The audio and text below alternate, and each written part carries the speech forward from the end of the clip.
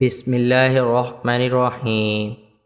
آپ ہمیشہ ہر مصیبت، بیماری اور حادثے سے محفوظ رہیں گے۔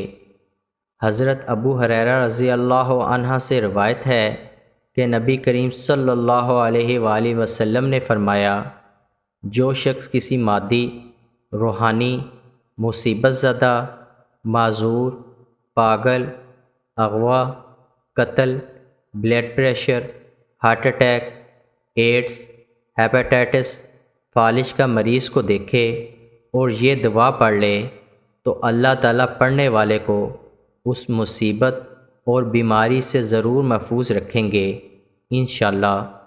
دعا یہ ہے: الحمدللہ الذی عافانی مما ابتلاک بہ وفضلنی علی کثیر ممن خلق تفضیلا۔